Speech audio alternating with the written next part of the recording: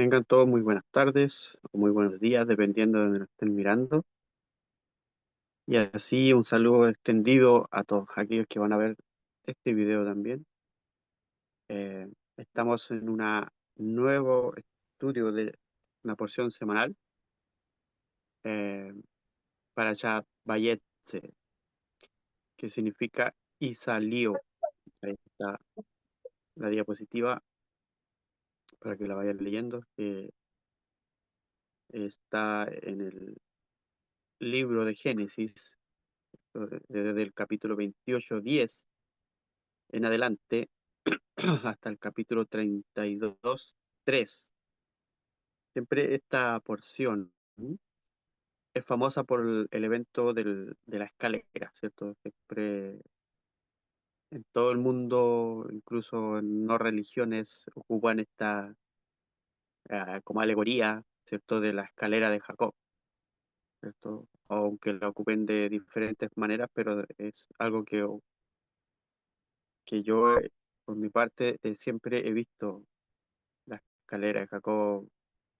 El sueño de Jacob, ¿cierto? Es como universalmente conocido. Pero cabe destacar que esta porción, como lo ven ahí en Génesis 28 hasta el 32:3, tiene mucho que contar aparte de la escalera. Obviamente el evento de la escalera es primordial porque desde ahí comienza o hay un cambio en Jacob, ¿cierto? Jacob desde antes era la persona que hacía engaños, aunque obviamente para adelante sigue hasta cuando llegue el evento de cuando es bendecido, ¿cierto? Que será más adelante. Pero aquí, al estar antes de tener esta visión, ¿cierto? Sueño, porque son casi lo mismo, eh, de cosas que muestran en un estado espiritual elevado, ¿cierto? El tener que ver una escalera es algo muy elevado, ¿cierto? Uno por nada ponen una escalera. Siempre en los sueños, en las visiones, los elementos tienen su significado. Entonces, el año anterior vimos esa parte, si ustedes quieren la pueden repasar nuevamente de lo que significaba una escalera, ¿cierto? De la palabra sulam, ¿cierto? Que significa, que es escalera, y la concordancia que tiene con el Sinaí, ¿cierto? Con el ascenso también posteriormente, muchos años adelante, de Moisés, ¿cierto? Cuando sube al monte Sinaí, también en una elevación, siempre esto es de subir, y obtiene lo que es la Torá, lo que es el conocimiento de que Dios, esta herramienta, como usted le quiera llamar, una vez nos preguntaron cómo era lo que era para nosotros la Torá, ¿cierto? Muchos dieron muchos significados y todos correctos, porque es para lo que sirve la Torá, es para lo que es su utilidad, ¿cierto? Muchas personas la ocupan como amuleto, como cualquier otra cosa, pero para nosotros es como por lo menos para mí personalmente es como un antídoto o como una guía, como una herramienta para poder superar obstáculos, ¿cierto? Y de ahí vamos a ir viendo el nombre más o menos de esta clase, ¿cierto? Que es, ahí vemos un pozo que está tapado por unas piedras. Y la alegoría es de esta enseñanza es quita la piedra o quitar ese obstáculo, que sabemos que un pozo, que se obtiene de ahí, se obtiene agua, ¿cierto? Y en transformación a lo espiritual, siempre el agua eh, y el pozo son oberturas, son emanaciones de donde la bendición fluye para que nosotros podamos como lo decía la clase anterior, intensificar nuestra conexión con el Eterno, o sea, intensificar o que esa luz pueda ser fluida libremente, que no haya ningún obstáculo para que nosotros seamos también ese conducto de bendición, seamos también como un pozo, ¿cierto? Seamos como en donde la gente, las personas puedan llegar y abrevar. Abrevar es una palabra que no mucho se usa, pero es como que alimentarse o nutrirse de este mineral, de esta agua, ¿cierto? De este fluir, de esta bendición que viene de lo alto, ¿cierto? Por eso de ahí todas las conexiones de la escalera, la ascensión, que, que por qué Jacob durmió encima de una piedra, por qué fue justamente en ese lugar que posteriormente iba a ser Jerusalén, la casa de Dios, ¿cierto? Donde se iba a elegir el templo, todas las referencias eh, como técnicas que a modo de historia que se cuentan aquí tienen su conexión espiritual, ¿cierto? Todo conlleva a querer poder esto conectar con algo que no es tangible dentro de esta tierra, sino que es algo espiritual que si se hace el trabajo correcto, se hace el trabajo como tiene que ser, se puede materializar, ¿cierto? Se puede materializar a este plano físico. Entonces, todas las cosas, muchas veces las personas a lo mejor no entienden lo que va significando cada personaje. Vimos que en la porción anterior, que esa pelea, esa lucha de Jacob y Esaú, ¿cierto? Haciendo referencia que entre los dos es como una sola persona en sí, como nosotros mismos, que tenemos esas dos tendencias, ¿cierto?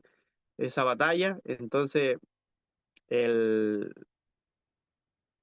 el enfoque que se le da es de esa manera. O sea, es bonito escuchar una historia y a todos nos encantan escuchar historias, ¿cierto? Pero la historia cuando tú la sabes identificar con los elementos que están puestos internamente en la escritura, tú puedes aumentar ese nivel, puedes elevar tu conciencia, puedes comprender muchas cosas que a veces tú tienes dudas, y todos en algunas veces tenemos dudas y siempre las estamos teniendo, pero el proceso de poder comprender, de poder usar esta mnemotecnia, que lo que es la Torá, que está disfrazada o encapsulada los secretos en forma de una historia, es mucho más gratificante cuando tú descubres y con la ayuda de los maestros que nos enseñan a poder descodificar todo lo que está dentro del texto, ¿cierto? La interpretación profunda, la interpretación elevada, ¿cierto?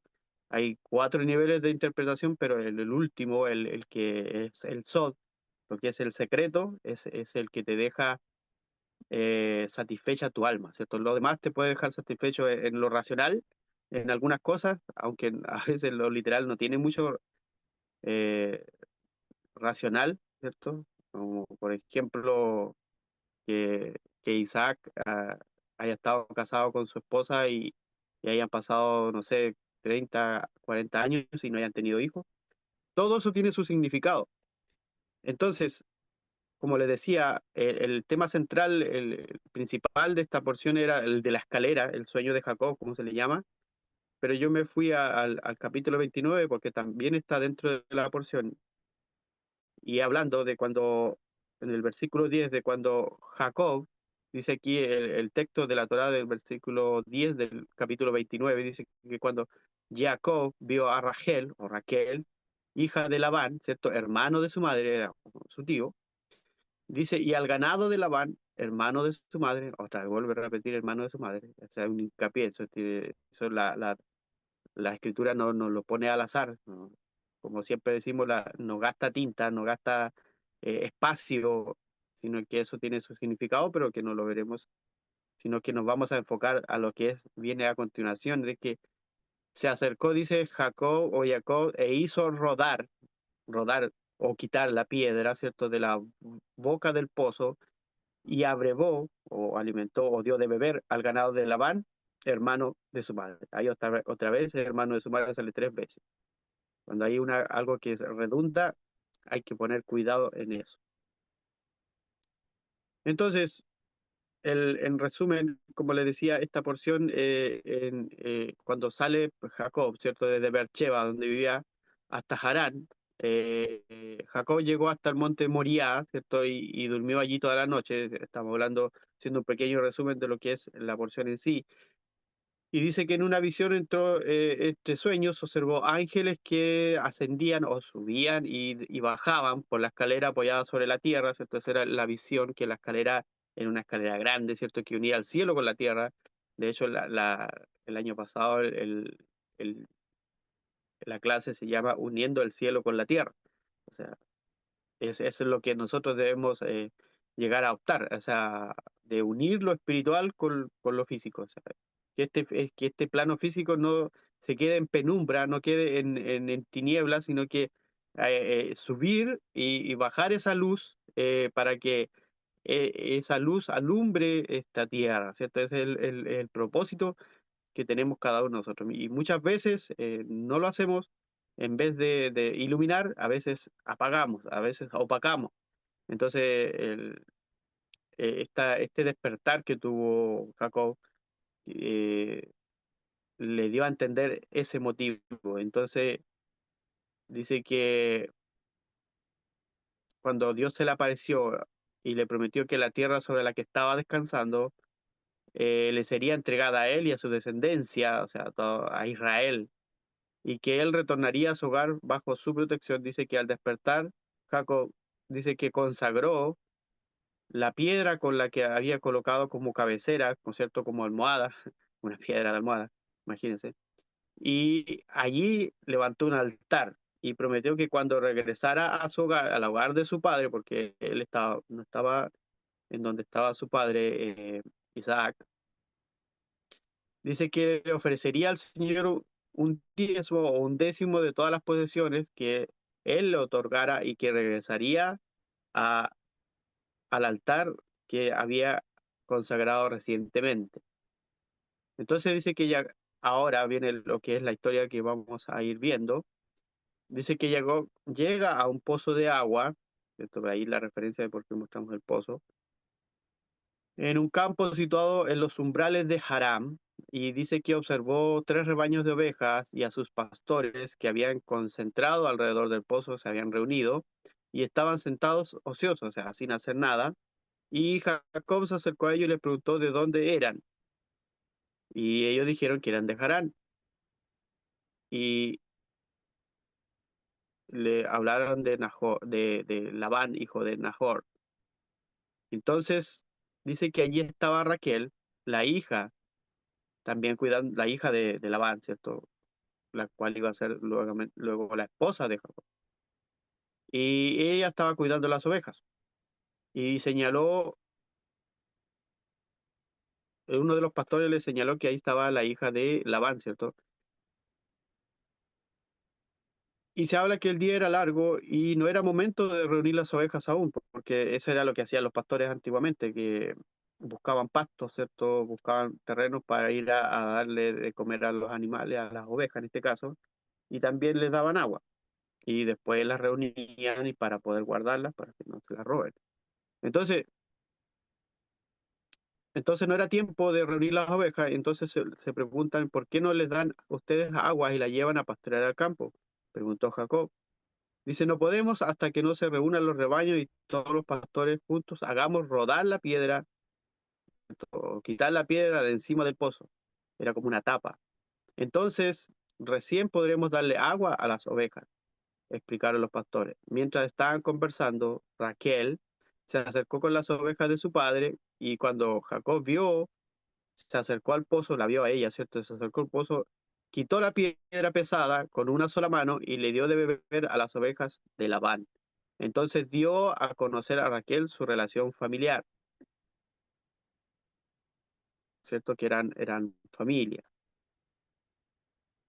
Ella fue, dice, presurosa a avisarle a su padre la llegada de un visitante. Labán le dio la bienvenida a Jacob, quien estuvo de acuerdo en trabajar para él como pastor durante 7 años. De ahí para adelante conocemos la historia, ¿cierto? De los 7 años, que aquí empiezan las tretas, ¿cierto? De los engaños de Labán y Jacob eh, por, por las hijas, ¿cierto? Lea y Raquel, ¿cierto? Jacob enamorado de Raquel, eh, de Lea no tanto, pero luego Lea sí le concibe hijos y Raquel no, y ahí ya es otra historia. Entonces, aquí también se habla más adelante de los hijos que le nacen a Jacob y así sucesivamente en lo que él comprende la porción, ¿cierto? Luego eh, de los 14 años que trabajó, ¿cierto? Por las dos hijas, Jacob decide apartarse porque era la promesa que tenía que volver a su tierra, a la tierra de su padre, y tenía que volver con toda su familia. Y ahí para adelante ya es otra historia. Entonces, eso es más que nada un pequeño resumen de lo que, de lo que, de lo que vamos a ir viendo ahora ya con los comentarios eh, del Rebbe Nachman, ¿cierto? Entonces, cuando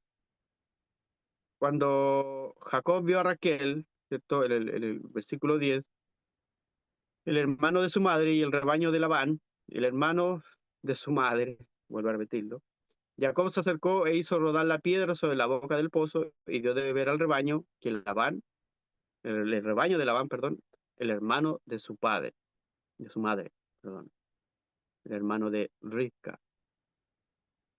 Entonces dice que cuando Jacob hizo rodar la piedra, en el comentario que hace el Rebbe Nachman en Likutei Alajot, en el libro 4, en la página 80, dice que hay veces que la piedra, ¿cierto? Hablando de la piedra alegóricamente, cuando digo alegóricamente, la piedra es un símbolo, tiene su significado, dice que la piedra sobre el corazón es muy pesada, o sea que nadie, no cualquiera lo puede retirar. Dice que no se puede retirar fácilmente para revelar el manantial de Torah o de palabra de Dios que allí está oculto. O sea, quiere decir que entre cada uno de nosotros hay algo de Torah, hay algo de Dios. Pero para retirar la piedra son necesarios el anhelo, ¿cierto? El anhelo, anhelarlo, y el deseo de servir a Dios. Aquí tenemos dos conceptos que son primordiales, que, que aluden, o sea, que hacen referencia del quitar la piedra, ¿cierto? Que en este caso habla que la piedra está sobre el corazón. O sea, el corazón siempre es símbolo también de la parte que siente, ¿cierto? La parte que desea. Cuando tú hablas de algo, dices, hazlo de corazón. O sea, si lo deseas, pero deséalo de corazón. O sea, ustedes dirán, no, pero el corazón es el órgano que hace bombear la sangre por todo el cuerpo. Claro, no está hablando de ese corazón, no está hablando del corazón de carne, sino que el corazón como en donde se alojan los sentimientos, en donde se alojan las cosas que nosotros deseamos, las cosas que hacemos a diario, ¿cierto? Cuando usted hace las cosas, como vuelvo a repetir, de corazón, las hace sinceramente, las hace transparentes, porque a veces hacemos las cosas por compromiso y eso quiere decir que no le estamos poniendo corazón, o sea, no le estamos poniendo el anhelo, el deseo. Entonces, el retirar la piedra, el quitar eso duro, porque la piedra, a diferencia de algo duro, ¿cierto? Algo que es inquebrantable con cualquier cosa, ¿cierto? Sino que es necesario, ¿cierto? Para poder quitar eso pesado, eso duro, el anhelo, ¿cierto? Anhelar las cosas. Cuando tú, por ejemplo, buscas de la espiritualidad, busca el poder querer saber más, el poder comprender las cosas que muchas veces leemos o que a veces escuchamos, porque en mucho tiempo escuchamos prédicas o enseñanzas de personas que a lo mejor no le ponían corazón, ¿cierto? A lo mejor lo hacían por compromiso, lo hacían porque a lo mejor por conveniencia muchas veces, y yo puedo dar fe de eso porque hasta uno en su corazón quiere hacer eso porque a veces la palabra te está hablando y cuando te está diciendo que tienes que dejar esto, tienes que dejar esto otro, tienes que dejar de lado cosas que a veces tú estás muy aferrado, cuando uno no es sincero, cuando uno no quiere ser alcanzado por eso, puede hasta incluso cambiar el texto, cambiar la interpretación o el significado. Entonces, cuando tú ya has quitado esa piedra por medio de que anhelaste que eso que era muy pesado para ti y deseas de corazón, ¿cierto? Esa es la forma de poder elevar, ¿cierto? De poder encontrar eso que andas buscando. Entonces, hacer rodar la piedra de la boca del pozo, ¿cierto? Hace referencia a la visión nublada, ¿cierto? Al velo, a que impide que la gente perciba lo bello, la belleza de la Torá, lo que está, lo que más te va a impactar, porque como les decía, puede que tú muchas veces estés leyendo el texto y digas, esto no lo comprendo, esto, ¿por qué? La mayoría de la gente dice, ¿por qué Dios es un Dios sanguinario que manda a matar pueblos con niños, con todo? Todo eso, cuando tú logras comprender el significado real que está metido adentro, eh, de poder comprender por qué se habla así de esa forma, eh, es cuando tú descubres la belleza que está en la Torah. Entonces, Jacob, el justo, ¿cierto? En este caso, en la historia de él, él es el sadik, él es el justo, dice que puede revelar estas aguas que dan vida y darle de beber al rebaño, a sus seguidores, refrescarles las percepciones, ¿cierto? E inspiraciones que satisfacen el alma. Eh, eh, Ese tiene el resultado de poder quitar esa piedra, ¿cierto? Porque ese pozo, los otros hombres no tenían la capacidad de poder quitar esa piedra, era una piedra muy pesada, pero estamos hablando de eso literalmente, ¿cierto? Pero ¿cómo llega una persona extraña que había estado 14 años estudiando en la yeshiva, ¿cierto? En la casa de estudio de Shem y Eber, y que luego tuvo una visión, ¿cierto? De la escalera, de donde subían y bajaban ángeles, ¿cierto? Conocimientos de la Torá, secretos de la Torá, subían y bajaban. Llega este desconocido a esta tierra, a este pozo, y logra quitar esta piedra sin mayor esfuerzo. ¿Por qué? Porque él ya había pasado ese proceso y, y él como un sadí, como un justo, puede revelar las aguas que dan vida y darle de beber a su rebaño. ¿Por qué? Porque él ya había bebido de esa agua. Y dice que el resultado es que él refresca las percepciones, ¿cierto? Y las inspiraciones que satisfacen el alma, ¿cierto? De la única forma, como les decía anteriormente, de que tú puedas comprender estos misterios, puedas comprender lo que está, lo que te hace satisfacer eh, el alma, ¿cierto? Cuando un alma está sedienta, ¿cierto? El alma sedienta, la única forma de que se pueda saciar es con Torah, es con el secreto, con lo que está dentro del texto, no con lo que está superficialmente, ¿cierto? Cuando tú, no sé, yo creo que en los países centroamericanos tropicales, ¿cierto? Se ve mucho el coco, ¿cierto? El que da, no sé si me equivoqué, pero el que da la palma, da el coco, ¿cierto? Cuando tú, si tú ves un coco y tú desconoces que esa fruta y quisieras darle un mordisco, yo creo que tiene que saber horrible lo de afuera. Pero cuando tú logras penetrar eso e ir adentro al centro donde está el agua, dicen que es una de las mejores aguas que existe, es el agua de coco, que es refrescante, aunque haya estado en la fruta permaneciente al sol, pero lo de adentro está fresco. Entonces, valga la alegoría que acabo de dar con lo que siempre nosotros buscamos de las escrituras, de lo que nos haga satisfacer no lo de afuera, sino que lo de adentro, lo del alma. De esa forma, también nosotros, refrescándonos de esa forma, también deseamos que el resto del rebaño, el resto de los que están sedientos, puedan satisfacer eh, esa percepción y esa inspiración que hacen bien al alma. Entonces, de eso se trata, quitar la piedra.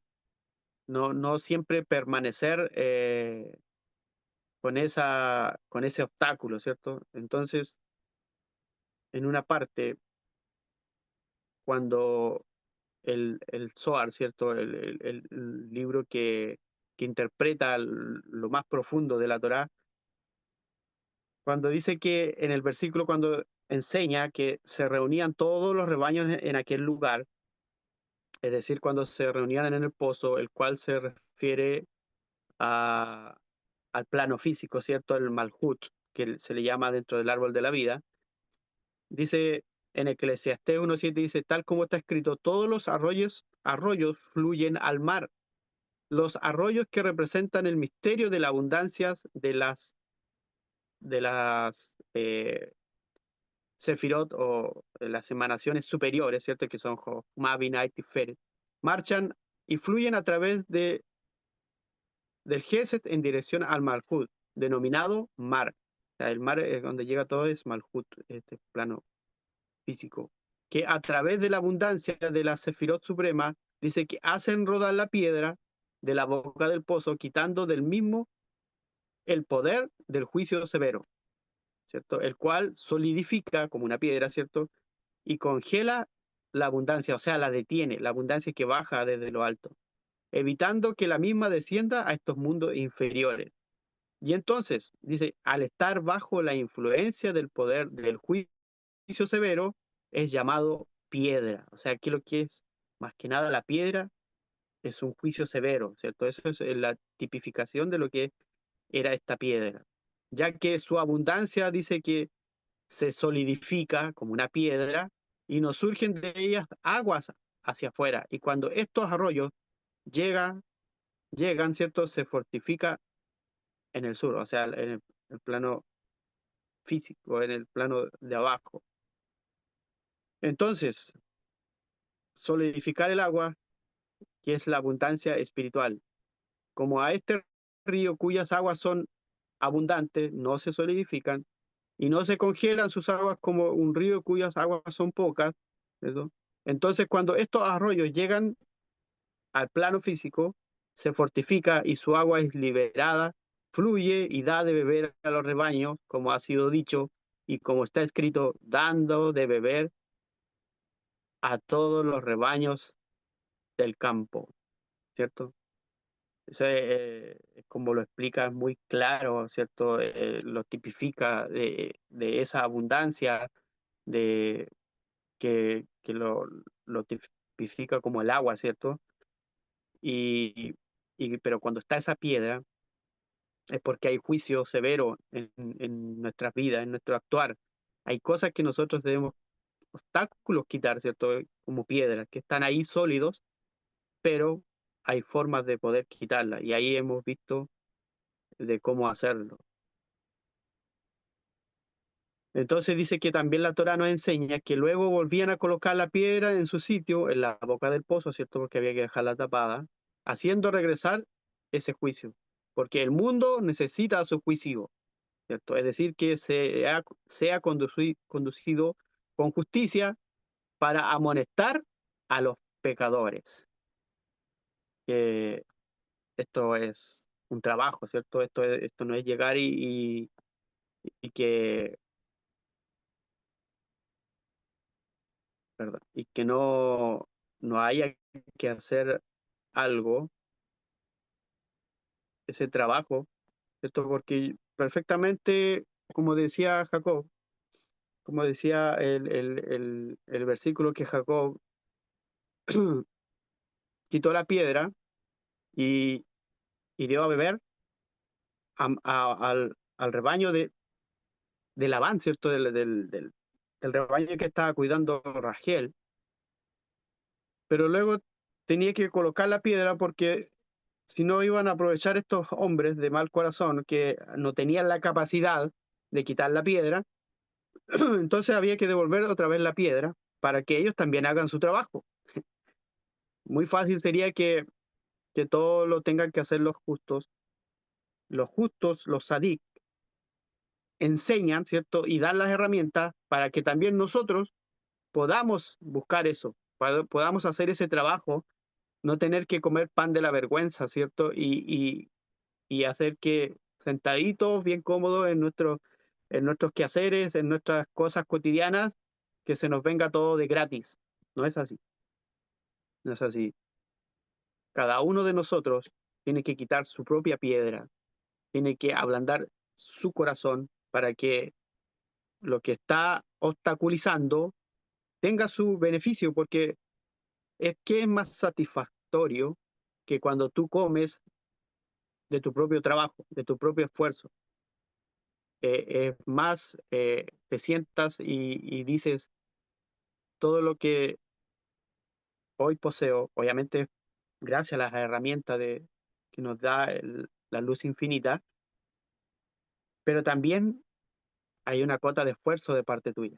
Hay gran parte de que hiciste un trabajo de ablandar esa piedra, de quitar esa piedra y que pueda fluir eso hacia ti. Y luego también la satisfacción de que lo que tú estás haciendo sea un molde para que demás personas, demás otros rebaños vean eso y puedan obtener eso también que andan buscando. Porque muchas veces por sí solo a veces no reunimos las cosas que deseamos. Tiene que venir alguien con este conocimiento, maestros, ¿cierto? Que nosotros hemos tenido el privilegio de que maestros nos han enseñado, nos han encaminado, nos han ayudado a cómo poder tener esa fuerza para quitar esa piedra.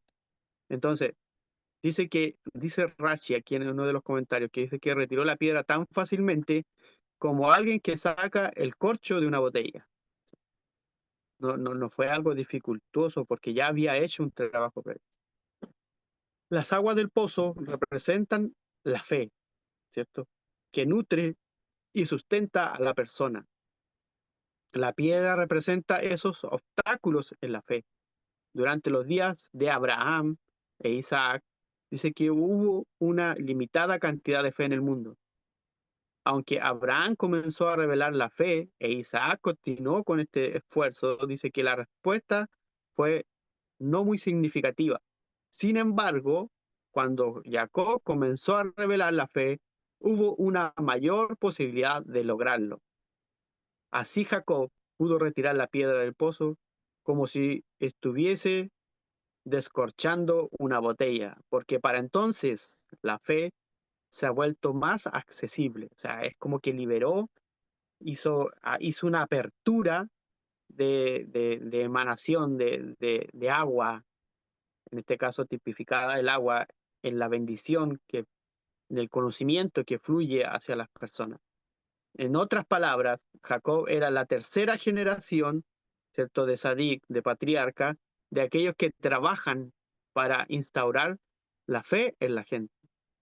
Los esfuerzos combinados de todos los que revelaron la fe vencieron la resistencia de aquellos que se le oponían, ¿cierto? O sea, sabemos y hemos experimentado y los seguimos experimentando que mucha gente se opone a estos conocimientos. Dicen, no, es que eso es para Israel, nosotros estamos en una nueva era, nosotros estamos, y le ponen nombre, ¿cierto? Estamos sobre la gracia siempre ha existido. Y a mi opinión mía, la gracia ha existido desde los comienzos, ¿cierto? La gracia siempre va a existir. No que antes estamos afuera de la gracia, antes no había gracia y ahora sí. Nunca pude entender eso yo. Y entonces,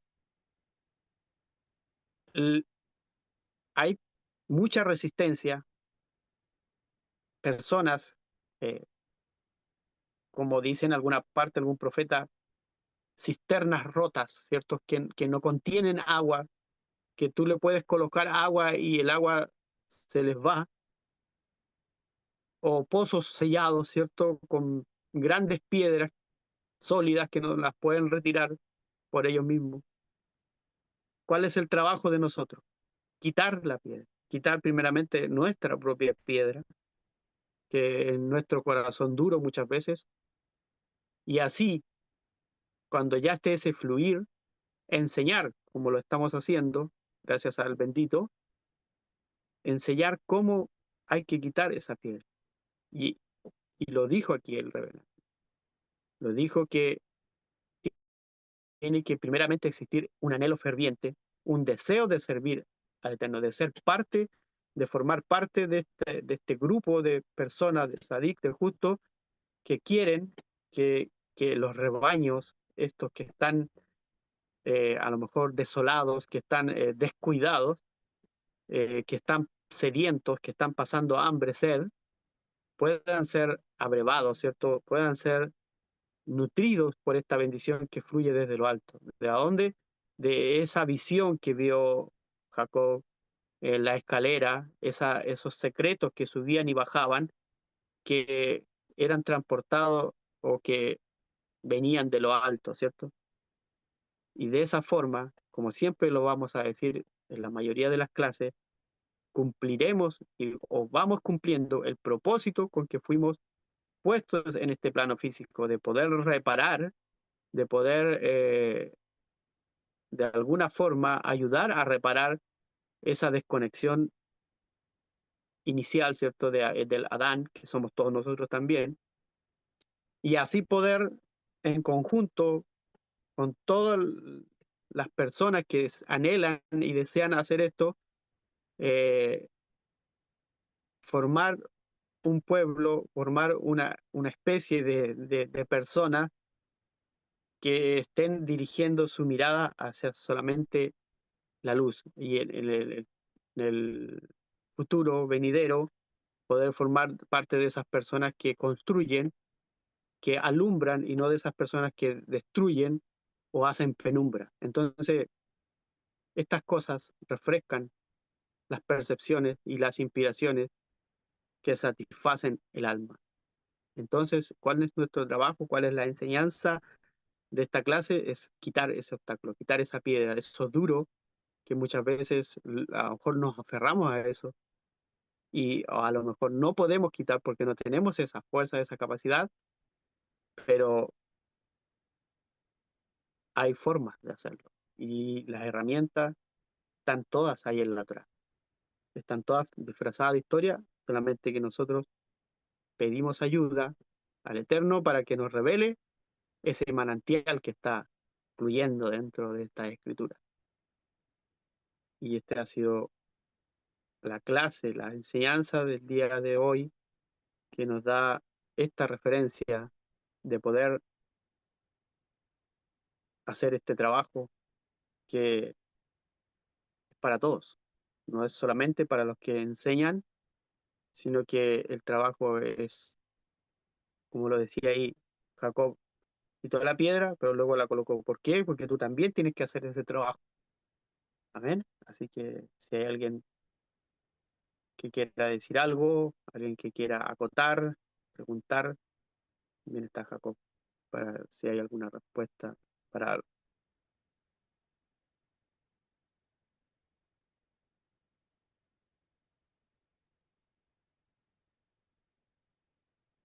Está Miguel. Adelante, Miguel.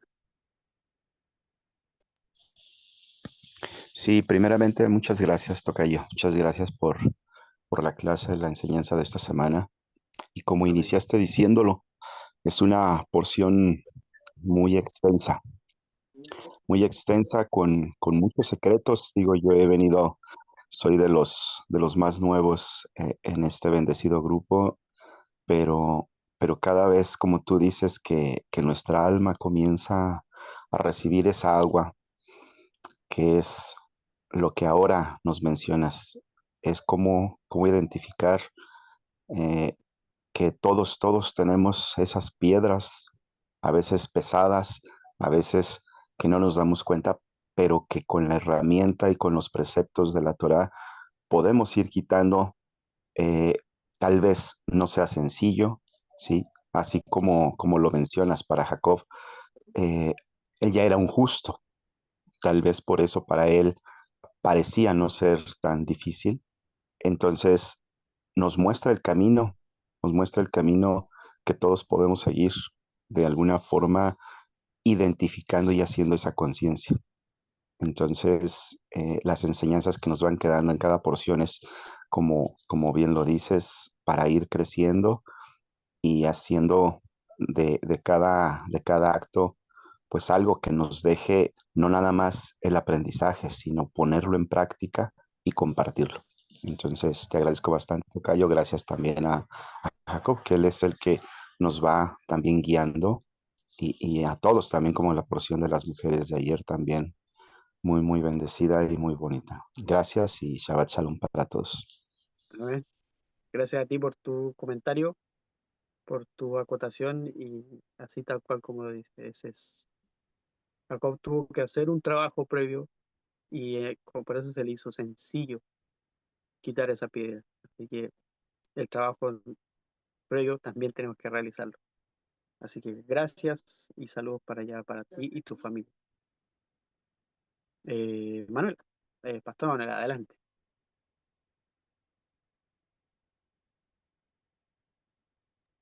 Baruch Hashem, Shabbat Shalom para todos. Muy, muy bonita la enseñanza, hermano Miguel. Y lo que usted decía, por ejemplo, que la Torá siempre como que recalca algunas palabras, como que las repite y repetía varias veces hermano de Rebeca, de Su su mano. madre, que era Labán, ¿cierto? Entonces, y ahí viniendo ya Rachel otra vez, estas porciones como que son repetidas, que las mujeres siempre vienen al pozo. ¿Será que el deseo enorme de Rebeca en este caso era que su familia también accediera a esta espiritualidad, a esta conciencia tan maravillosa? Porque sabemos que esa tierra era como idólatra, La seguramente familia. tenía mucho sufrimiento, era tierra seca, de hecho era tierra que no tenía fertilidad porque las mujeres de ahí eran estériles. Entonces, Rebeca recibió toda esta emanación de luz a través de su esposo Isaac, ¿cierto? Y su deseo mayor seguramente fue que toda su familia también accediera a esto, a esta tremenda bendición, porque de hecho mi deseo como mujer, que también vengo de una tierra, no sé, sin conciencia, sin conocimiento, pero accedí a toda esta luz, Baruch Hashem, bendito el Padre, que me ha dado la oportunidad también a través de todo lo que he aprendido por medio de mi maestro. Y también mi deseo, mi anhelo, mi mayor sueño es que toda mi familia también venga a esta espiritualidad que es una libertad tremenda, espiritual, consciente. Así que yo creo que eso es lo que recalca a lo mejor el repetir que era hermano de Rebeca, Labán. Y que la mujer, cuando conoce esto, su anhelo y su mayor sueño es que toda tu descendencia también lleguen a esta espiritualidad. Así que muy, muy buena la enseñanza, hermano Miguel. Muchísimas gracias. Baruch Hashem. Amén. Qué buen tópico interesante tocó Pastora, porque, claro, la familia de ella era idólatra. La tierra donde estaban era todo idólatra. Entonces, el deseo ferviente de ellos era de que, o acercarse a ese justo que venía a hacer ese destape de ese fluir de bendición para que toda su familia pudiese ser parte de eso también. Buenísimo. Me encantó ese tema porque aquí uno puede sacar un montón de enseñanza. Ahí está la enseñanza. eh, Uno podría estar todo un día completo, incluso más, aprendiendo de las referencias que va hablando, todo el conocimiento que está escondido dentro de las letras de la autora. Así que muchas gracias, pastora, y bendiciones para usted, para su esposo y su familia en general.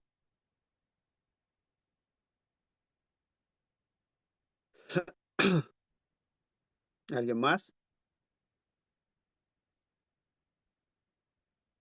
Sino para ya estar dando término a esta conexión maravillosa que hemos tenido. Siempre es maravilloso aprender de este conocimiento que a nosotros satisface nuestra alma, ¿cierto?